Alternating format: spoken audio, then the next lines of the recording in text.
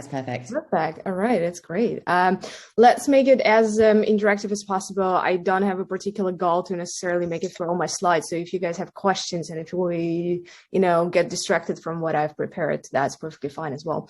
We're going to talk today about, as you know, about it's kind of mentorship 101 talk. So I spent a lot of time thinking about this, and I think what we're going to focus on is why do we mentor? What's actually the purpose of mentorship, and why is it important? And then their other bit is to give you a couple of practical things to think about when you're approaching, when you're mentorship, when you're spending time with your mentees. What should you keep in mind, and what are some of the key kind of fundamental rules that you should be aware of?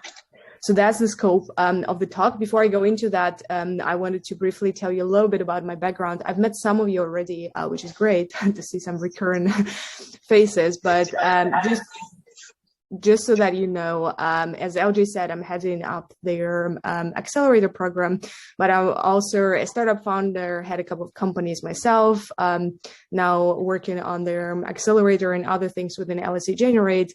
I have extensive experience coaching, lecturing, and doing all things supporting entrepreneurs, but I've also mentored a good number of, and I was kind of on both ends of mentorship. When I started my first business, I was mentored a lot by a lot of people, and which is very important, but I also switched the roles, and I have a good understanding of how mentorship works, at least in startup context on both sides. But most recently, I started doing more career mentoring, so I have some insights and things to share with you there as well. And there will be a couple of, I'm not going to make it very academic, but there are a couple of things I'm going to bring in that we know from social sciences. The reason being is that I'm also and the very final stages, hopefully, of doing my PhD in entrepreneurship at Imperial. So I bring in a bit of an academic insight, but I focus really on the practical things of what you need to know to mentor and what's important. So as I mentioned, the talk will be mainly comprised of two parts. So we'll talk about the why of mentorship and also the how. So what are some of the things that you should bear in mind? So that is, obviously we have a bit less than an hour, and I don't intend to tell you everything you need to know about every single situation that can occur in your mentorship process. It's going to be, it's meant to be an introduction talk, some things for you to think about. We can't cover everything, but if you do have any questions or want to dig a bit deeper into any of your situations, then we can do that as well. So the first thing that I wanted to talk to you about is, why do we actually need mentorship? And I think that's a step we usually skip when we think about that. What is that for us? Why do we do that? To understand, I thought to answer that question, we have to think a little bit about what mentorship actually is and what we mean by that, by what does it mean to be a mentor. I started looking into everything and anything you can find about mentorship out there, talking to a lot of people and trying to figure out what it means to different people. And generally speaking, mentorship is a lot of things. It's something used in a variety of contexts. It could be career mentorship, which is very common in corporates. And there are a lot of books describing how to set up a career mentorship program within an organization and everything. They're very specific to that case. There is also a lot of startup mentorship, and there is quite a lot of almost science on how to do the right and things like that. And there is also something like a life mentor. A good example, and a slightly crazy one, is that Russell Brand, that some of you might know, wrote a book on mentors. But his idea of mentorship is more a person that can help you get off drugs, which is still, it's an extreme example, and it's not necessarily what you'd be doing with your mentoring time. At the same time, it makes you think about what mentorship actually is and isn't. And ultimately, I think there are very similar principles that could apply for you to be an effective mentor, whether you are in a corporate context, whether you are in a startup context, or whether you are in a life context as well. And I think even if you're mentoring somebody career-wise or more for a university, it's still there are bits and pieces of life mentorship or things like that in there as well. So I think it's important for us to take a more kind of overarching perspective and look at it in a overarching kind of way. So what is mentorship? There are plenty of different definitions, but I brought in two very generic ones, and I actually like them. So one is, that's Oxford Dictionary. Mentor is an experienced and trusted advisor. I think it's quite high level, but it also is quite descriptive. There are two things there. One is experience and one is trust. And we'll come back to both these points, but I think it's very important for you to think about your role in your mentee's life in this way. And just to reinforce that, every other definition is along the lines of that someone who's teaching or teaches or gives help or advice to a less experienced and often younger person. I think we've seen a lot of shift from the younger person to, there is a reverse mentorship and things like that as well. But ultimately, you are their idea is that you are there to share your experience and to help the person in a very comfortable, kind of trustworthy kind of way. So that's what we want to think about. So now that we've defined or have a bit of an idea of what mentorship actually is, I wanted to pose the question at you, which is, what's the purpose of mentorship? And I really wanted us to take some time to think about it. We're going to do a couple of things today where we really reflect. I'm going to guide you through that, but I wanted you to think about why are we here? Why did you sign up to be a mentor? What do you think the purpose of mentorship? And I'm going to stop sharing my screen for a moment. And I want us to take maybe 5 minutes. I'll split you in probably pairs or trios and send you to breakout rooms. Just talk about it with your partner. Think about what's the purpose of mentorship? Why are we here? What are we all doing? Why is it important? And I would create breakout rooms, but I think I need to be the host of this session. Do you want me to try and do it? You can do that. Okay. Just random 2 people in a room. Okay, here we go. Assign automatically. Create. Okay, room number 1. I'm just going to do it.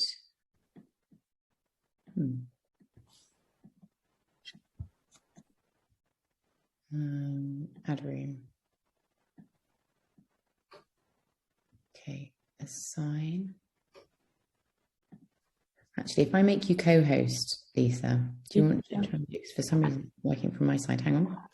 Here we go. More co-host.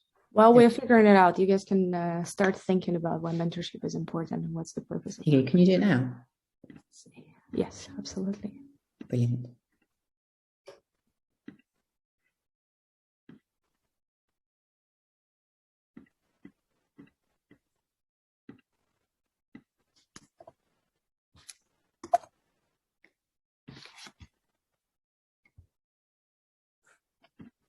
So I've opened rooms for you guys to join. I'll gather you back. Once you see that the rooms are closed and just stay there, you'll automatically get kicked back into the main session.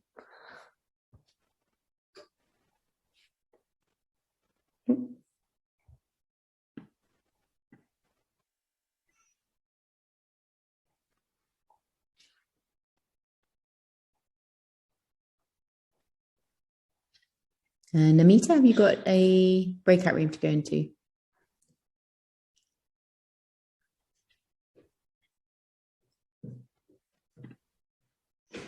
There. Shall we go? That seemed to have worked. I know that Amory has to go halfway through. He's just texted me. He's got a lesson. Here we go.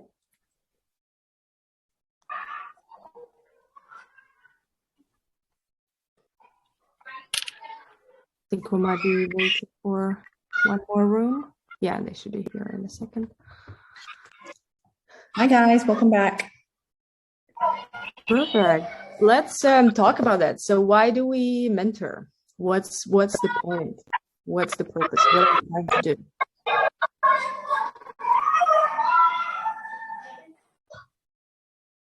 Anybody can feel free to unmute and talk or type a message in the chat or any form of interaction that you guys prefer.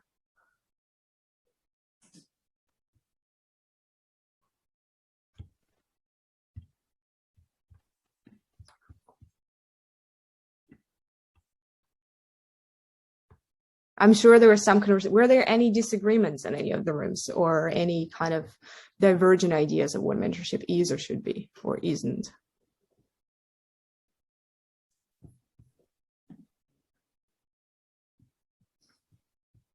I think oh, here we go. In the chat, Lisa, there's a couple of comments just there. That's a good point. So I read it up. We talked about how mentorship is such a great one-on-one experience and really instills confidence and changes the narrative of how you think about your own self-worth and value. So is that from the mentors or mentees perspective? So whose self-worth and value are we improving? Because that's kind of the key of where I wanted us to, concentrate this conversation on. Who is it for? Both. Okay. Kiara, do you want to elaborate on that?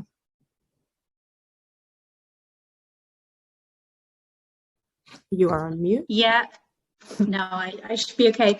Well, in the sense that it's such a special and tailored one-to-one relationship, and both can grow from it, both parties, just by attuning and listening and monitoring progress.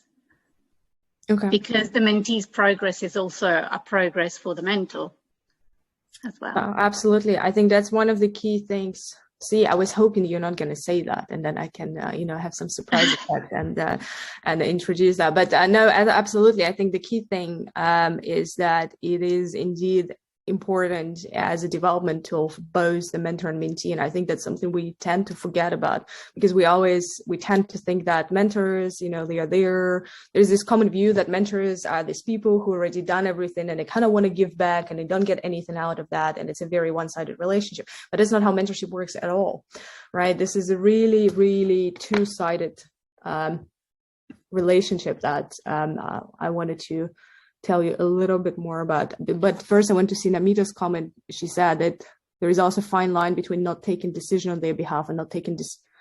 And yeah, okay. So there it's important for us to remember that you're there to advise and guide, but you're not there to force them and make decisions for them. That's very important as well. Perfect. Before we go to my take on what's the purpose of mentorship, did anybody have anything else to add? Whether to talk to us a little bit, or if while you're thinking, I'm going to reshare my screen. So when, as I just said, right, when we're thinking about the purpose of mentorship, oftentimes we think about this as a very kind of teaching process, right? There is this authority figure that knows stuff and teaches the other person how to do things. And it's really how I want you not to view what your role as a mentor is. It's more of a, you're there together, you're trying to figure things out jointly, and both the parties benefit. And instead of talking about how mentees benefit from mentorships, I actually wanted to concentrate this part of the talk on why do we mentor, on what the benefits from the mentors are. And I wanted you to really think about how you as mentors, you get the most out of that. So some of the things that you can really get out of this process is develop skills. We'll talk about it in a moment, a bit more detail. You can learn what it takes to develop others. And it's a very important thing because a lot of you, especially for those of you who are very early in your careers, it's one of the most difficult things is to manage people, to manage people's development. And mentoring is a very good way to start learning about what works, what doesn't, what are the good ways to approach things. It's also a great way for you to stay relevant if you are mentoring somebody younger or somebody from a different background, because you can learn things from them that you wouldn't really be able to learn otherwise. We tend to really have information flowing only from people very close to us, who usually are people quite similar to us. So mentoring somebody from a different almost world could be very helpful for you to really know more about what's going on in the world. And in line with that, it also helps you gain new perspectives. It's not necessarily about them being very different, but it's also just about the fact that you're bouncing ideas off with somebody else and you're learning what are some other ways to think about certain things. And lastly, I think that also really helps you learn more about yourself. It's almost, you have to be very self-aware to be a mentor, because there are certain things that you cannot do and certain things you cannot say or you shouldn't be saying or doing. And really mentoring somebody gives you a lot of insight into how you react to certain things, what triggers you, and what's important for you. What I would invite you to do is to really reflect on a couple of things, not right now, but after the session, we'll share the slides with you. One is what does being mentor mean to you?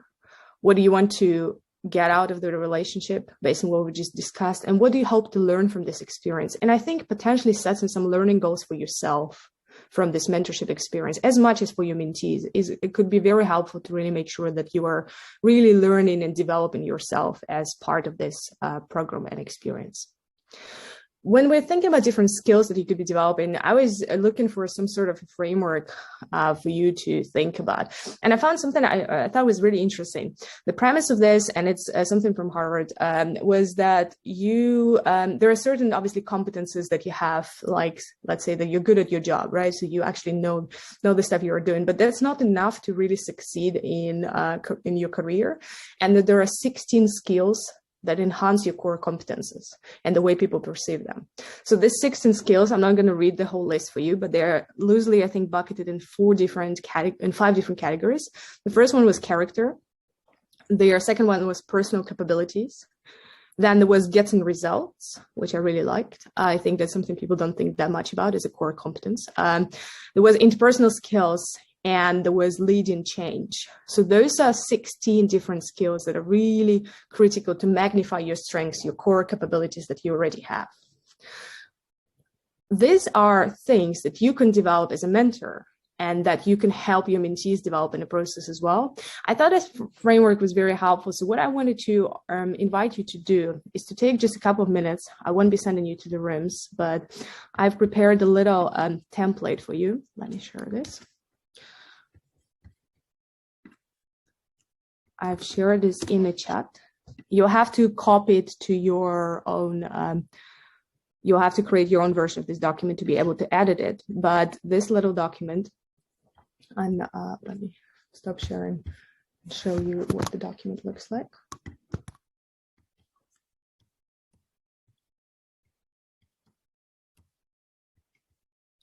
This little document is the same 16 skills that I've just described. These are their competences that you can have. The idea of this kind of framework is that there are certain things you already have. There are certain things you're really passionate about and would love to develop yourself. And there are certain things that an organization you work for or your career path really needs. The idea with this reflection exercise is to think about choose five competences in each of those things and see where are some of the things you need to develop, some of the things you need to work on. So what are the 5 that you need for your career? What are the 5 you're really passionate about? And what are the 5 that you actually have?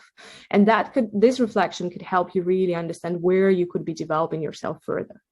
So I want you to take a couple of minutes, probably 2 or 3, to think about it for yourself. You can copy this across and try playing around, seeing which 5 you would go for, and do this exercise.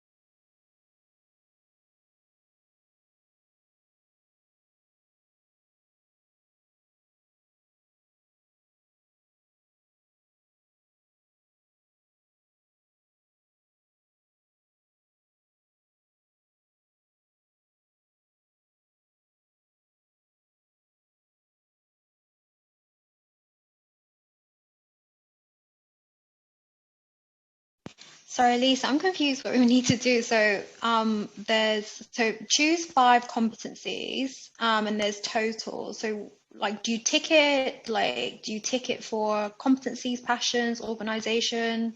Yeah, so you tick 5 for each.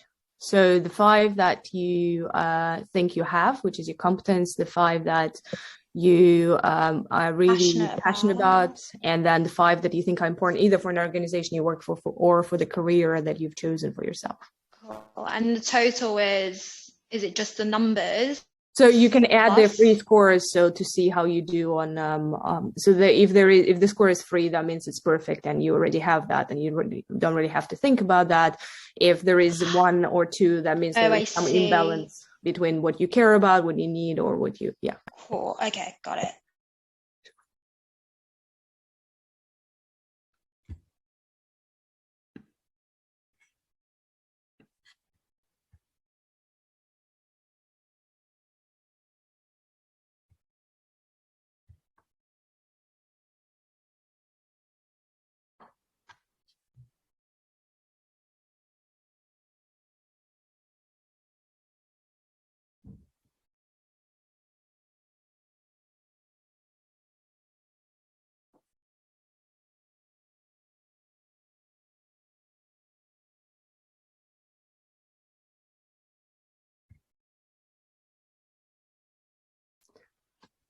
So let's maybe come back to to the session and have a quick discussion about their access. You don't have to finish it right now. I think that's something that you can take a bit more time to think about. Also, something I think would be quite helpful for you to try to do with your mentees if you were looking for some way of mapping out where they could be improving their skills. But any skills on the list that you found unexpected, or something that was like, oh, I actually never thought about it, or any other comments on trying to do this and think about this before we move on?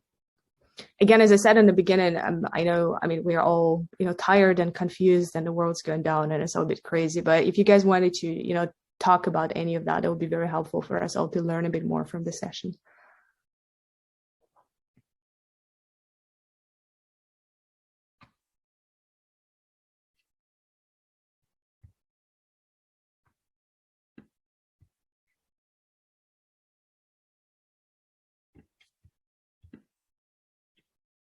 Yeah, I mean, I haven't finished the exercise, but looking at sort of the 16, there are things that I looked at and thought, oh, like I haven't really thought about that yet, or I forgot that was important or something. So I think it was quite useful just to map out like stuff I already know, and then stuff like, communicates powerfully, like what do you call it? Inspires and motivates others, like communicate powerfully and broadly. Like it made me think, oh, like how am I communicating my ideas? Am I communicating in the right way and stuff? So I think having the 16 here, I don't know where it's from. Oh no, sources.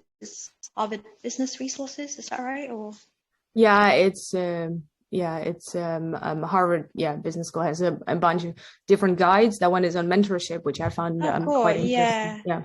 So I think having a 16 is quite like a manageable list to kind of look at and be like, oh, okay, what have I got? What am I missing? So I think that was quite handy for me. Thanks, Kim. Do you think you could use it with your mentees as well to see what skills they need to develop? Because part of your responsibility as a mentor is to help them develop certain skills as well. Yeah, definitely. The only thing I'm kind of a bit, confused about is like, there's quite a lot, and this looks, how do I say this? It could be like, I'm finding it quite overwhelming. Mm-hmm. So I'm happy to kind of talk to my mentees about it, but looking at this, it's like quite overwhelming in itself. Like a lot of this is like, how do you measure it in your life? Like, some moments in time you could show this, some moments you don't. So how do you know you have it? Like it's quite kind of blurry and subjective, but I think it's a good talking point. And I think, 16 could be manageable, but if I was talking to some mentees, I'd probably cut it down quite a bit just so, some of it applies to what they're doing or what they're aiming for, sort of thing. No, I think it's a good approach. I think there are two ways you can take that. If you found the list was a bit too long, then you could either think about starting with categories. So as I reverted us back to the slide where they're categorized and they're split in 4 categories. So you can think about maybe I'll only do 1 or 2 today, and then maybe we'll talk about something else later. You could also think about, given your understanding of where their mentees' goals lie career-wise or otherwise, what skills you think would be most useful to them, and you can concentrate on those ones. Or you could give them their template that I shared and let them do that themselves, and then come to you with questions. So that could be something you can do with that as well. So you don't have to go, 1, 2, 3, because even this slide looks quite overwhelming, right? Because it is a long list. Then there are different ways you can approach that. But it's I'm glad to hear that you think it's helpful. I hope everybody else thinks the same way. If you guys again had any questions or comments, feel free at any point in the session to unmute, talk to us or me, or type any messages in the chat. So let's go on to the next one. So this is about skills and what we get out of mentoring as mentors. The other thing that's important for us to consider in the scope of the session of like introduction to mentoring is, what is the mentorship journey actually, what does it actually look like? And I think there are a couple of steps that people tend to skip. And the first one is what we've just started doing, is understanding why you are here as a mentor. I think that's really important for you to think about, why are you actually mentoring? What are you trying to get out of it? What's going on? The second thing is to understand why the mentee is there. It's very important for you to understand their perspective, because it's very easy for you to start thinking about where you think they should go, what you think their priorities should be, how you see them in the future. But it's really important for you to really start where mentees are, as opposed to kind of imposing your opinions on where they should be going. Really understand, why are they there? What are they trying to get out of this? Once you've established this and you have a good idea of what's going on, then you want, before you actually go into mentorship itself, you want to create some structure. That's a point that we tend to skip. And a lot of it is informal, and it's fine, that's the format, but it's very important to talk to the mentee about how they expect the sessions to run, what the structure of that's going to be, where are you meeting them, is it online, offline, what they expect the meetings to look like, and then to set goals as well. See that make sure that you are on the same page about what's going on. Otherwise, these conversations could just be conversations, and then one of the parties could be disappointed with what's going on because there was no prior agreement as to what the sessions would look like. So it is important to have the dedicated space to talking to your mentees about what they expect the sessions to look like, what you expect, and come on the same page about that. Then once you've done this, all the prep work, you actually do the work, which we'll talk in the second part, where we talk about the best practice of mentorship, what that would look like, or what things you should bear in mind. But I'm not going to dwell on that one too much. The important thing is, at the very end of this, before you part with your mentees, is to close the relationship. There should be a dedicated space for you to sit down and discuss how both the parties think it went and what happened, and whether there was a successful relationship, and really have a meeting to close that. That's very important as well. And as I mentioned before, setting goals is something you really should keep in mind. And I think first time I mentored somebody, I also don't think I would have ever thought of setting goals. It doesn't sound very natural, but I think it's very important for it to be a successful relationship, so that you can agree and be on the same page about what you're actually trying to build together, because that's work that you are doing jointly with your mentees. And to close this up, and come back to this idea of what is actually mentorship. And I think we started when I asked you guys what you think the purpose of mentorship is, and you had this idea is that it's a two-way relationship, and it's exactly that. Coaching is, there are many different ways to look at what the difference between the two is, and the lines are quite blurred. But one definition I liked, and I found recently, and I really think that it sums it up very nicely, is that coaching is a one-way relationship, whereas mentorship is a two-way one. In mentorship, as we talked before, mentees and mentors both, and as you said yourselves, both of the parties are actually getting a lot of this relationship. That's kind of the point of that. So that's on what mentorship is and how to think about it, what you are getting out of it as a mentor, and how you can develop yourself through that process. And before we move on to the second part, which is the how and the 5 roles of mentorship I brought to you today, I wanted to see if there are any questions or comments or reflections on what we talked about so far.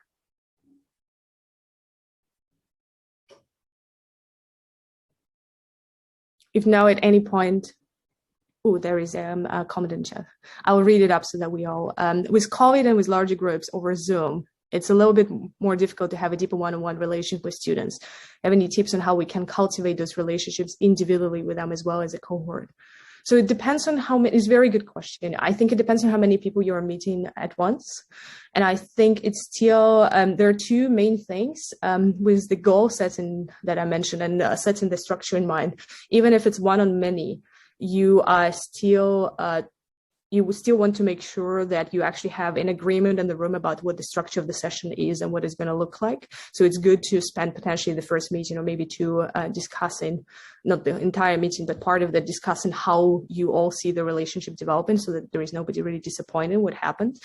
And the other thing, I think it's very important, and it happens very often in group coaching or classrooms or any other situations I'm in, is to make sure that everybody gets the same time to speak up. It's very easy. Some people are just naturally much louder and they tend to take up a lot of time from everybody. So I would see in a group mentoring session, I'd see your role, part of your role is making sure that everybody gets the same amount of airtime, more or less, so that everybody feels they actually spoke up and they participated and they got something out of that. And I think making sure managing this well would increase your chances of building a good relationship with them, because a lot of people would appreciate that you're actually making sure that everybody gets a fair chance of speaking. That's, I guess, part of that. Sure.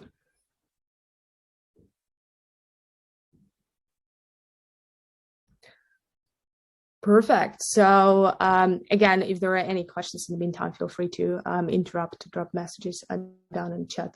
And very briefly, I've spent a lot of time thinking about what's important for you to bear in mind as mentors, and I kind of digested it down into the 5 rules, right? So to keep things simple. So the very first thing is be authentic. I mean, it sounds quite straightforward, but a lot of times, especially when mentorship, we talked about different settings in which we mentor, and especially when it comes to more career mentorship and everything, people become a little bit less authentic. They tend to. And the interesting thing about authenticity is that I've actually, there is even some research that shows that when so if you are really yourself and you build a real connection with a mentee, as opposed to giving them very, disattached, impersonal kind of advice, if you really build a real relationship with them, that really changes how effective the mentorship is. And someone has done a very decent amount of research actually looking into that. What they found is that people who were mentored without having built this real relationship with their mentees, that was a complete waste of everybody's time. So they had a couple of groups that were comparing. So the ones who were not mentored made as much progress as the ones who were mentored but weren't really building a real relationship with their mentees. So this is so that not having a real relationship is really makes the entire mentorship exercise kind of meaningless. So you really want to invest some time into trying to find some common ground with your mentees and really build a relationship. It could be difficult because they could be much younger or much older. They could be at a very different stage in their life. And I'm not suggesting that you become best friends with them and really party or do some things, but there are different ways you can think about finding some common ground with them. It could be that something you are interested in, be that a book you read, a class you loved in high school, or something you're really like, I don't know if you're really into Formula 1 or soccer or whatever that is, but you find some common ground with them, and it really helps you build trust, and it makes it easier for both of you to really be in this relationship and be yourselves. And that's very important. So find some common ground with them and try to be yourself. Don't be this, superficial corporate, somehow, very different person. Build a relationship with them. Their second rule, to follow up on this one, is to be optimistic and open-minded. And that one is very interesting and important, because oftentimes in different situations, mentees would be coming to you with ideas. And it's very easy to find 1,055 reasons as to why these ideas are not going to work out. And we tend to do that. Just most people are quite skeptical by nature. And when somebody says, oh, I think I want to go live on Mars, everybody, it's very easy to say, no, that's not possible. This doesn't exist. It's really not going to work out. Instead, what you want to do is to actually give yourself some time to think about how to make it work. And it's very true for startups. That's the best practice of startup mentorship, but it's also very true for any other personal development or career goals that people present to you. Instead of rejecting the ideas immediately, you want to really be open. And there is this interesting framework, it's called 24 times free. So the idea is that you first, when somebody presents a new idea to you, you give yourself 24 seconds before you destroy it. And this 24 seconds gives you, it doesn't have to be 24, but it gives you some space to think about your initial reaction to that. And instead of kind of force yourself to think about, instead of why would it not work, which is very easy for almost anything in life, it's very easy to find reasons it's not going to work out, but to concentrate on the idea of how do we make it work? How do I think about it more positively, more optimistic? How do I support them with that? The second 24 is 24 minutes, which is a longer process for you to really think about during the session, and maybe come back to the mentee on that afterward at the later point in the same session about what, oh, I actually thought more about your idea. I think maybe we could also do A, B, and C to really see if that could work. And the third one is 24 hours. After a day of thinking about that, maybe you can actually meaningfully support them and help them towards that. The idea here, whatever time frame you choose, is that give yourself some time, and it really just pausing and not giving people an immediate negative response actually is very helpful for you to be more open-minded. The third thing there was to make them feel safe. We already talked about authenticity, but one of your responsibilities, and that one is one of the most challenging ones potentially, is to create a safe space. That could be through telling people that you're going to treat what they tell you confidentially. That could be for just reassuring them that you're here to support them, for watching your own language and behavior and how you respond to things they do. But you really want to make sure that they feel safe enough to share, because if they are not sharing things with you, then it's going to be a very difficult relationship. It's almost like mentorship is not quite therapy, but if you're in a therapeutic relationship and you don't feel safe, that kind of all your money and time is wasted. So you want to create a safe space for them. And one of the important things for you to remember is that as a mentor, you are there partly to inspire.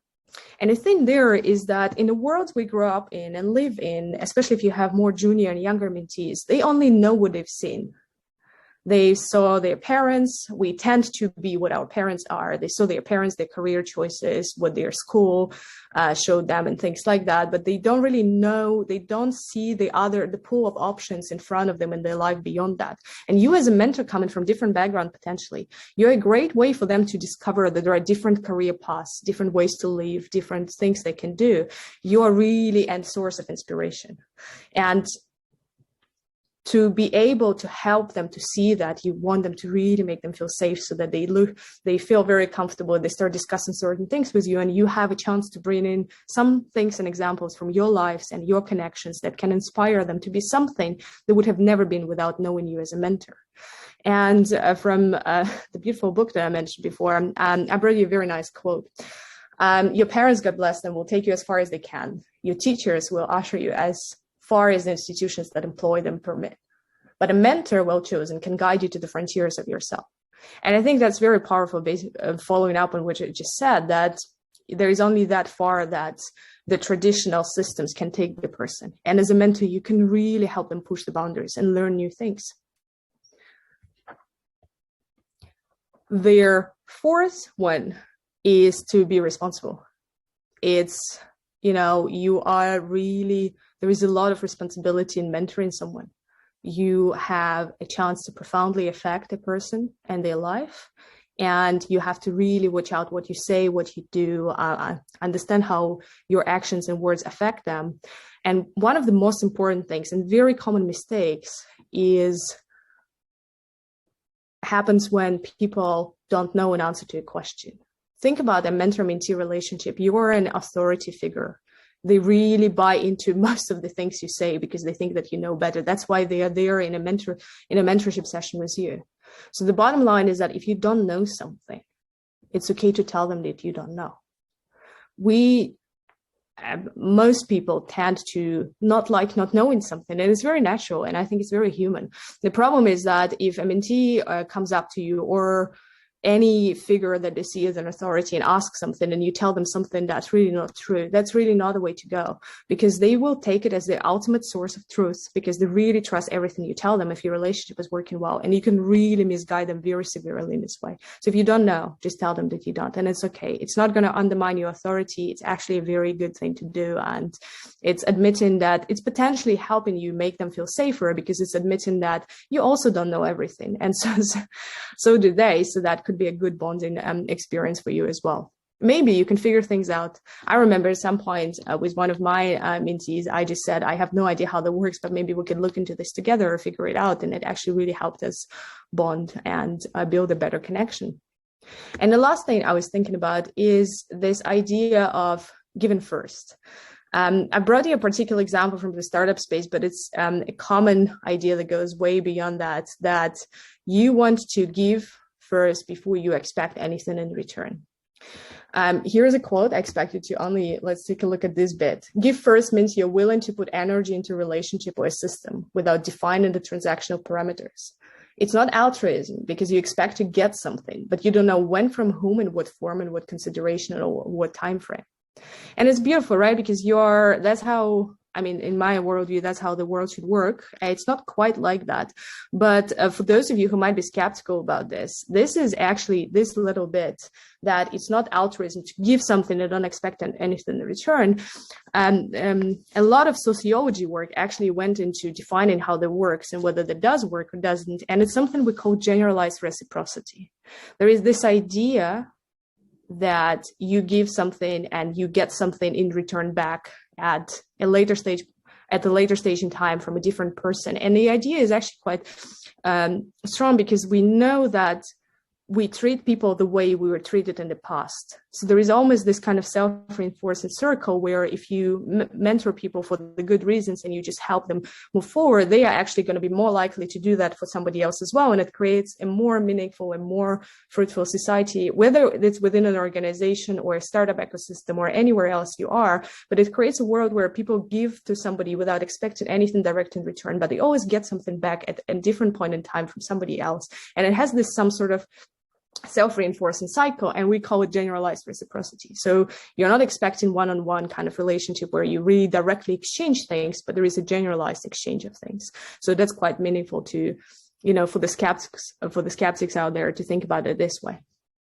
So to sum it up, we talked about being authentic, why it's important to build real, meaningful relationships. Again, not to be best friends, but to really connect to your mentees.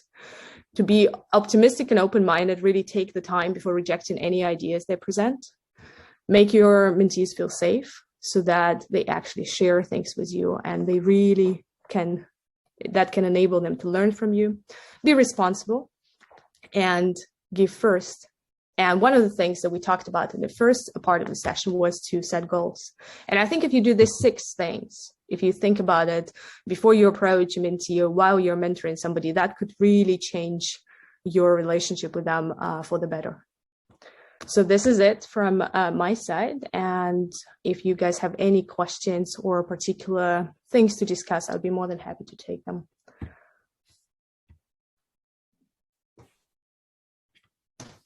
Thanks, Lisa. Yeah, if there's any questions or any comments on what Lisa's been talking about, or if there's any kind of specific examples that you'd like to kind of present and then ask us advice on, then feel free to do that now. We've got just a few minutes left. You can either say it out loud or write it in the chat.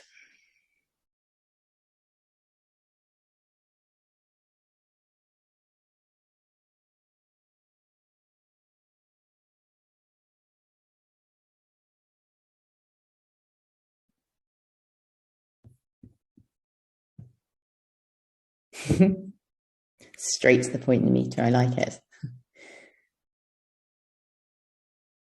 Okay, if there's nothing else that anyone wants clarification on, maybe Algie, before you take that one, maybe I'll ask you guys, and you don't have to tell us, but you can if you could. You could think about what's, based on everything we talked about in the last 50 minutes or so, what's the most interesting thing that you learned, or the most inspiring one, or something that you would actually implement in your mentorship? Are there any action points you can think for yourselves based on everything we've discussed. You could either share those with us in the chat or tell us now, or just jot something down, because it's really helpful. It's very easy to walk out from a talk like that and not really remember what we talked about. And it's very good to write down some specific action points on how you would approach your next mentorship meeting, what you would do. So if you had anything like that in mind, either share with us now or just write it down for yourself. That would be very helpful.